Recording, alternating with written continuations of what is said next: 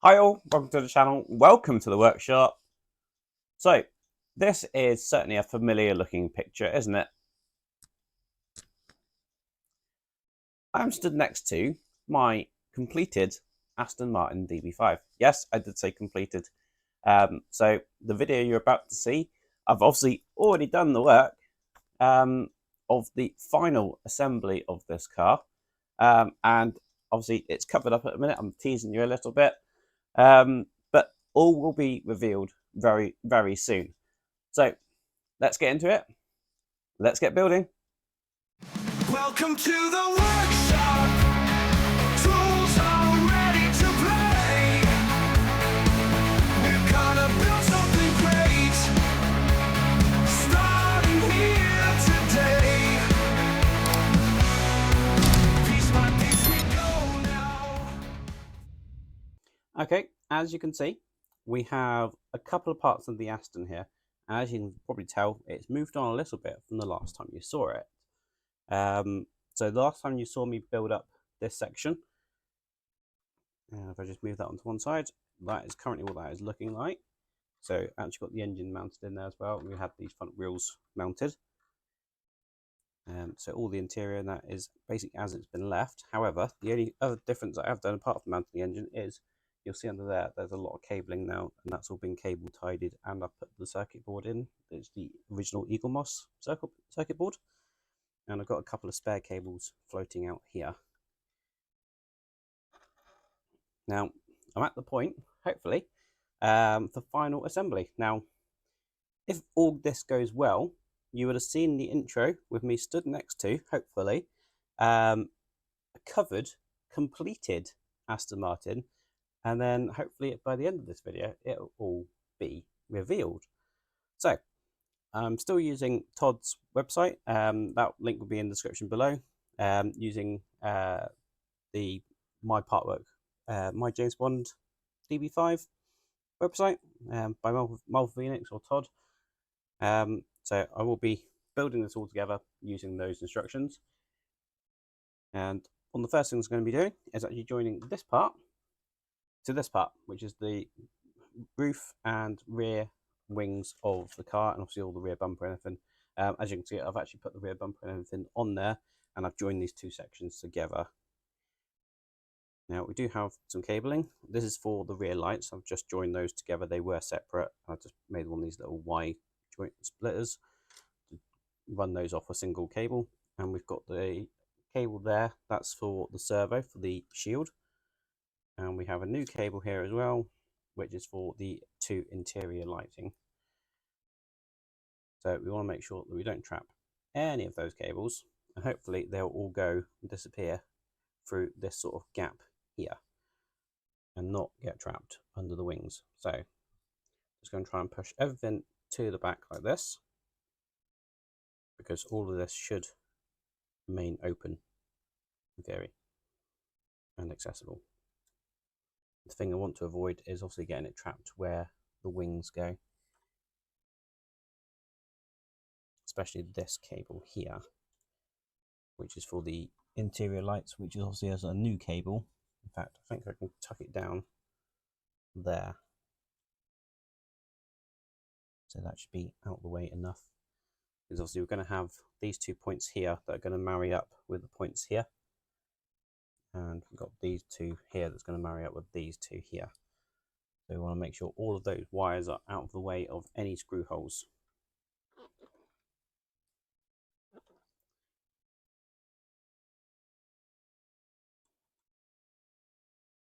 So I think what I'm going to do, I think I'm just going to leave that like that, and then leave these like this. Now I do need to push those two out like that.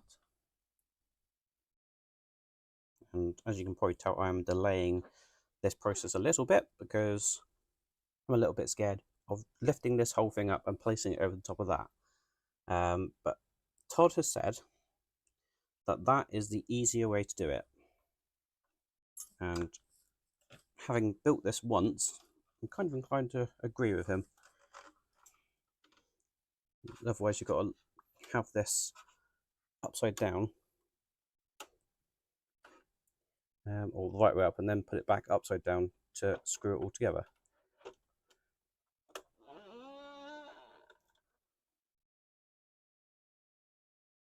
Right, so again, just checking that we're not trapping any cables. We've got those cables loose, the rear light cables are loose, the servo cable is loose, and we haven't trapped any of the cables coming from that part of the body. Now that seems to have gone down and in place absolutely perfectly, which is great news. And then we're going to use some type A screws to secure it here and here. I'm going to start with the back one here.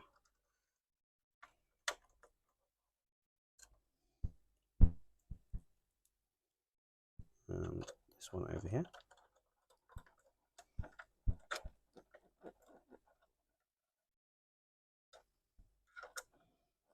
Making sure that these are nice and tight.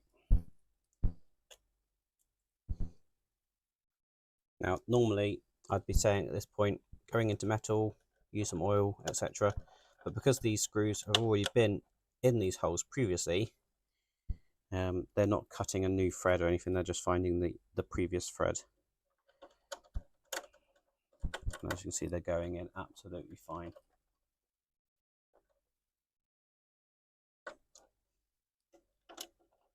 And just making sure they're nice and tight. And now we need 2 C type screws. And they're going to go in here.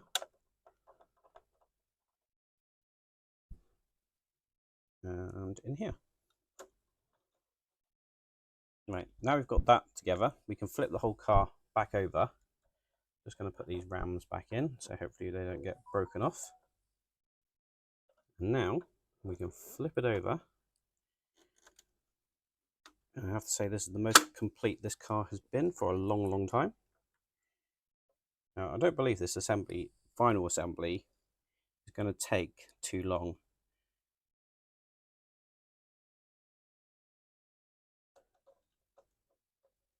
Right, so we need 2 more screws to go into here. And they are going to be type G screws.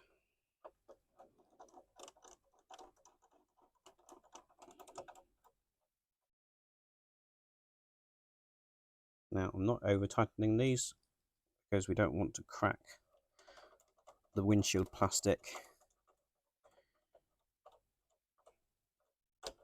But we want them tight enough that they are fully down.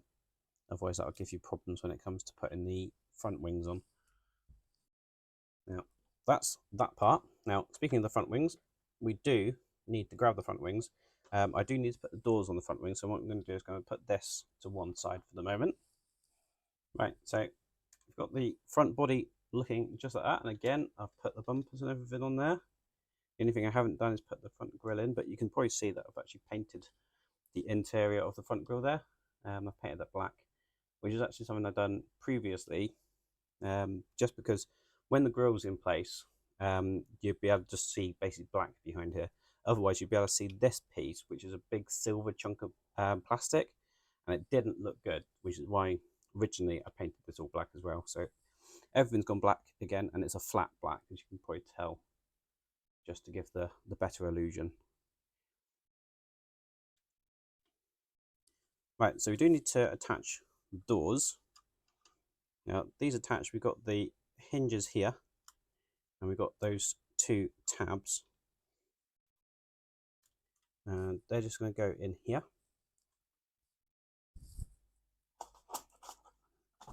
Now, I have just noticed that I've still got some polish on here.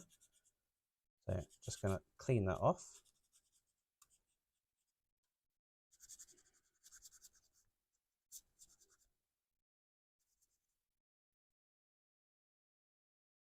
And then going to be attaching the door with 2 M screws, so 1 in each side. Again, just watching out for cabling that I've got running off everywhere.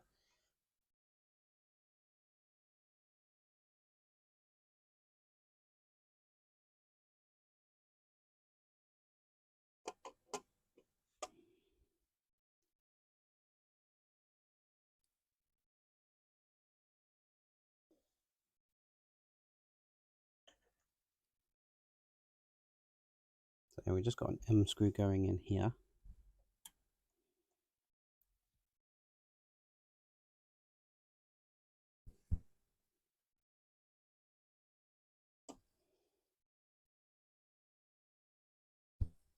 Making sure that's nice and tight, which it is.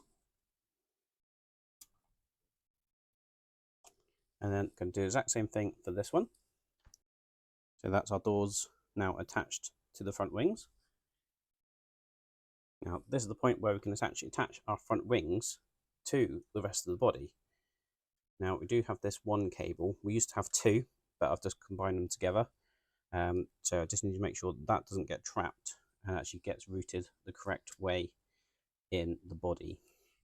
Right, now you can probably just about see there's a little notch just here. That's ideally where we want that cable to run through from the front body. And then it is just going to be a case of lift this over and place it down.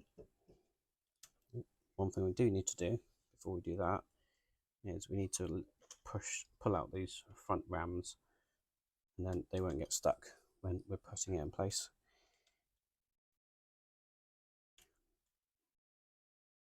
I'm just going to pull that out through the wheel arch for a second so that cable doesn't get trapped.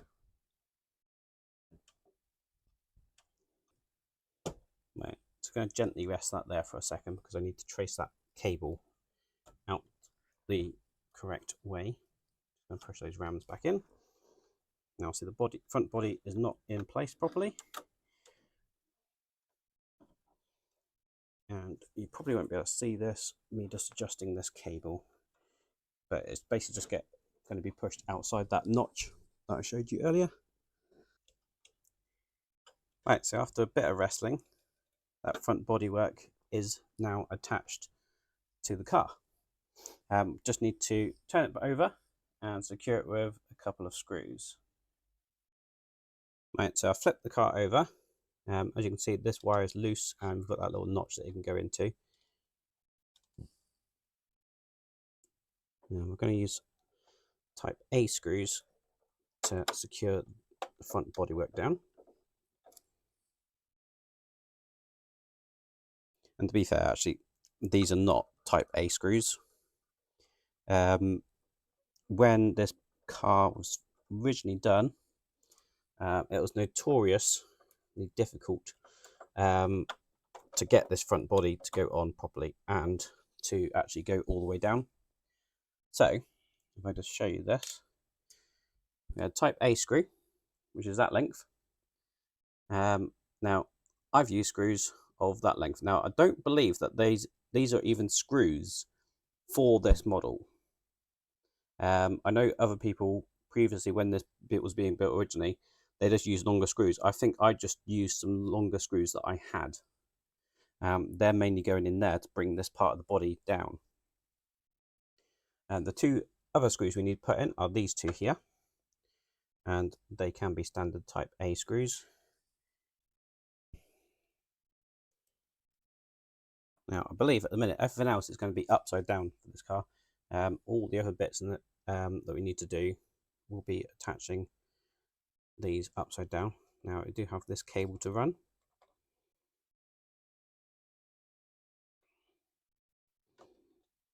Now, this is the original cable for the headlights, or part of the original cable for the headlights.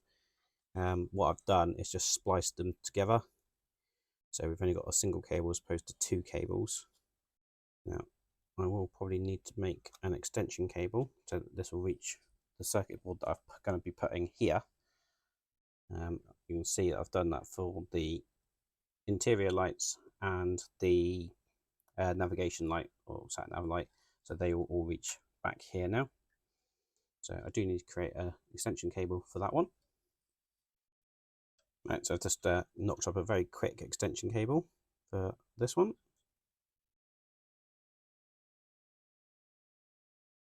And you can see that I've actually labelled all of these, so I know which is which when it comes to attaching it to my circuit board. You can see obviously the original Eaglemoss board there, and all these cables are connected together. Well, those are all being used still. I have put together as I said previously in a previous video, a bit of a hybrid system. So some of this is still going to work. The things that are going to be running off my microcontroller or microcomputer are basically all the lights. So the headlights, rear lights, interior lighting, all that's going to be running off the microcomputer. Now, last time I think I said to you guys that I was going to use an ESP32. I've actually since changed my mind. And I'm actually going to be using a Raspberry Pi 0W. I'm just going to tape that there. I'll keep that wire in place and in that notch, and hopefully hidden from view.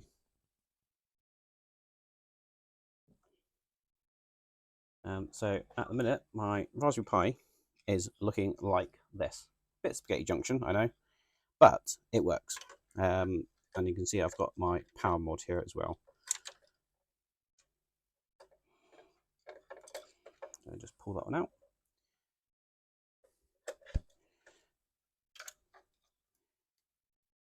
Now, as you can see, I've actually cut out a bit of the boot section as well. So it means that hopefully, if this ever goes wrong, I potentially could just feed it up through the boot and actually access it that way.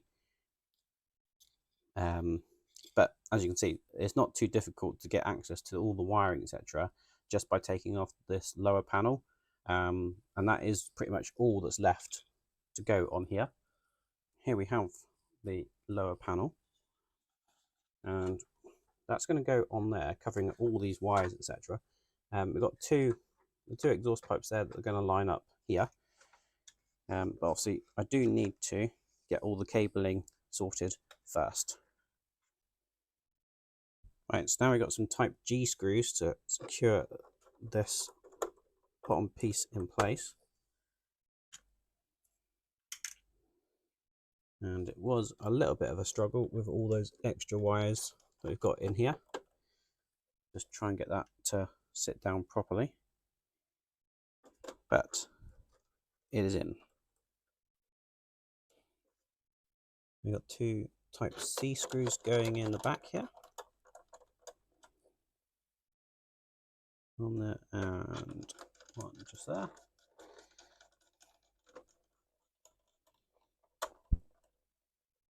Now, I've only got a single piece left in my box, or nothing now, and that's this piece that goes here. It goes under the radiator. I'm going to secure that with two Type R screws.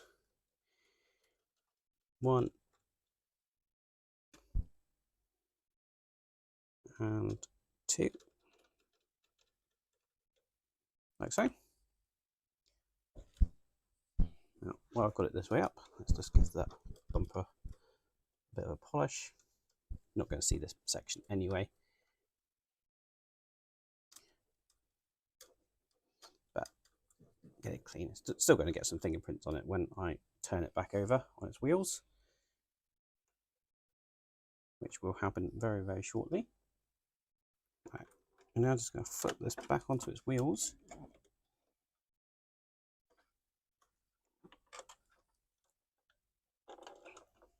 And our Aston is getting to a point where it's almost complete. Right, so that is the Aston back on its wheels, hopefully for the last time. Now, I've also put the roof panel in there, but we're not finished just yet. We've still got to put the wipers in, we've got to put the badges on, front and back, and we need to put that iconic grille in place as well.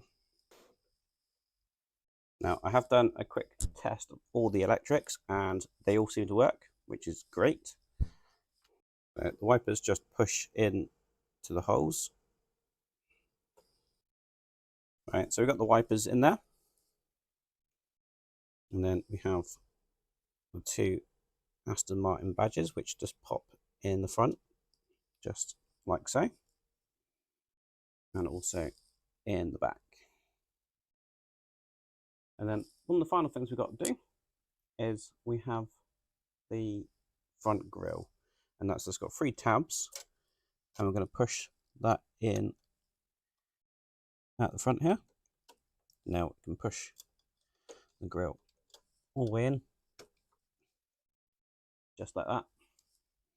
And the Aston Martin has its iconic face and grille back there. Now, that is pretty much it for the entire car. However, we do have some slight upgrades, and those upgrades come in the form of Mike Lane. So we've got the badges and stickers for the car. We've got the Superleggera badges that are going to go along here. We have the DB5 boot badge, and we also have the GB badge as well for the boot.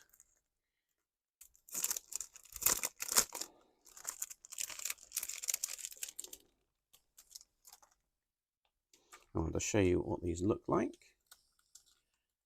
Show you on the top camera probably. Maybe on that one.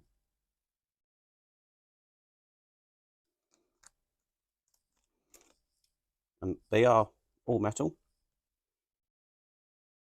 We have a little bit of adhesive. I'm basically just going to use that adhesive to stick it on the back of there, and then we can stick it onto the car. Now, thanks to Royal Mail, these ones have been a little bit bent, as you can see. So they should straighten out no problem. It's only the Superleggera badge, which is quite a fine badge, so it should flatten out no problem. And obviously we have the GB stickers as well. And as per usual, we have Mike Lane's brilliant instructions of how to do it all and how to put them all on and where to position the badges as well. Alright, so I've got a second badge just going on here.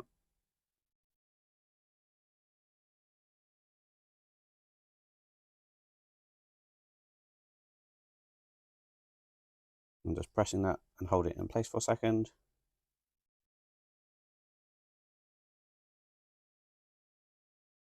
And that's on there absolutely perfect. Now, we do have these badges as well, but they didn't feature on the Goldfinger version. So I am only interested in the boot badge for now. And I'm just going to use the same process, just placing on the micro dot adhesive.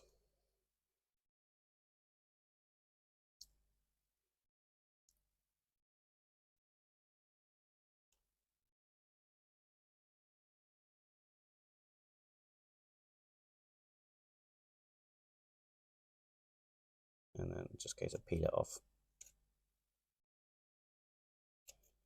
And then this can be fitted to the car.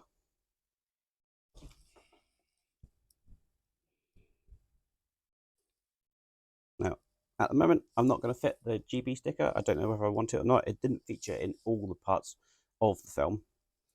So I am going to leave it for now, but I might fit that at a future date. Same goes for those badges there. And with those badges attached, that is the Aston Martin completed.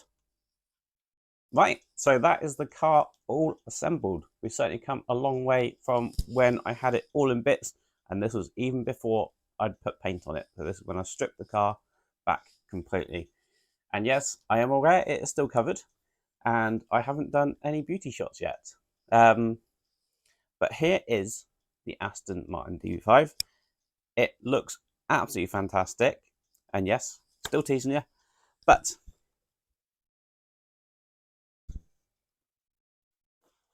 there it is in all its glory. It looks absolutely stunning. Really, really happy with how the paint has come out on this. It looks incredible.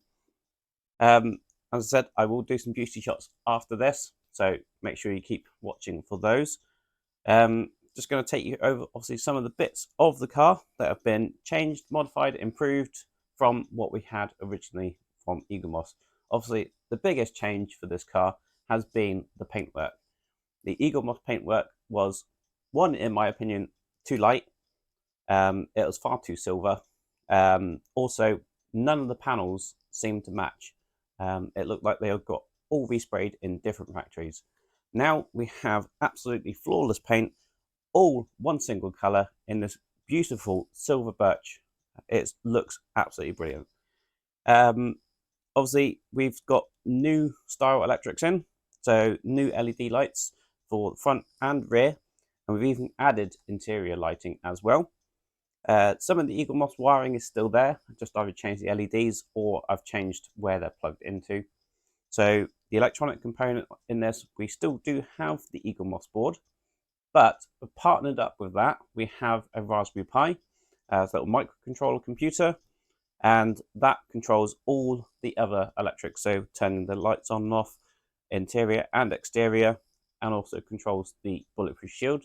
It will also control the engine sound because it will then power up the old Eaglemoss board.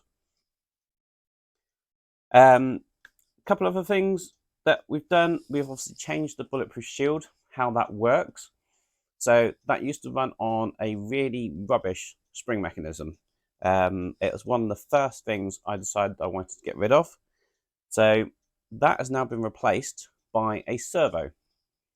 And also with the Raspberry Pi on the computer, I can control all the electronics with my phone. So we can make the shield go up and we can make the shield go down. Absolutely great. No more having to try and push it and get it to lock, unlock, whatever. It either jammed or didn't even pop up most of the time. So it was that bad. So that was one of the first things I got rid of. Obviously, we have added interior lighting as well. That wasn't there originally. That's really, really nice. The other big change, obviously, as you'll see from the beauty shots and things, we've obviously changed the interior as well. No more is it a sea of black. So that is now looking really, really good, and it does look very genuine to part of the car. The roof lining, etc., has all been changed, and it does look absolutely stunning, even without the lights on and things like that. Other modifications we've done, we've also got the Mike Lane badges on there. So we've got the Superleggera badges, we've got the DB5 boot badge. I have not yet added the GB badge. I may or may not add that. I'm undecided at the moment, but I do have it from Mike Lane if I do decide to have that in place. It's all been cleaned up, obviously. All the chrome, etc., has been all polished up nicely to give it a nice clean look. Also, the center console, the controls within the middle, they have all been redone. So I've 3D designed and printed a new center console that's a little bit more genuine to what you see in the movie. So, and that's also been painted up to reflect what you see in the movie as well. Most of it is black, but we do have that little gold knob. It looks like a selector knob for something, and also the chrome around the switches. Another thing I've done, which I'll show you in a minute, I've put a little bit of like foam underneath the bonnet. It looks a little bit more like sound deadening, which is what this car would have had originally. And you've got the little shape within the bonnet. So I decided that's another little feature that I wanted to add in. So that's been added as well. But primarily, a lot of this vehicle is still original. So haven't really added many new parts, just new electrics, new paint, and a couple of little cute gadgets, I guess, with the electronics. But all the items still work, so we've still got the guns behind the indicator lights. They did have to be repaired. One of mine was broken. You may have seen that in one of the previous videos. I can't remember if I actually introduced it with a broken light as well. I probably did. So that's all been repaired as well. The way I did that, I used a bit of UV resin and just rebuilt the bottom little hinge section. And I've used some copper wire to actually attach the two bits together again. So they're all working absolutely fine. I did consider putting them on a servo like I have done with the back shield. However, because I know those hinges are so fragile, I think moving them in and out with a servo or anything like that will just break them again. So I'm happy for them to just be manually opened up. And to be fair, most of the time this is going to be a static model, and it's going to be either with it displayed open or displayed closed. So it's not going to be one that you're going to be moving up and down all the time. We've also done the interior paintwork with the under tray for the driver's side weapons tray. So that now looks all brilliant. We actually have some weapons in there that you can see now, rather than just a black tray with black stuff in it. But this has certainly taken quite some time to do. Obviously, I've not been doing it all the time, 24/7 sort of thing. I've been doing it in stages with all the other part works and things I'm currently doing. But I will do some beauty shots. You can have a look at it in close detail on that. If you do want to see this actually in the flesh, as I said before on previous video, I am going to be at the IPMS show in Telford. I'll be there as part of the Plymouth Model Association. So if you're heading that way, do pop by, do say hi, and you'll be able to see this vehicle in the flesh on the table there in front of you. So now come some beauty shots, and all I have to say is thank you very, very much for watching. Please remember to hit the like button below and give us a massive thumbs up. And also, if you want to see what else goes on the channel, hit the subscribe button and ding the bell for notifications. Until the next time, I'll see you around. Cheers!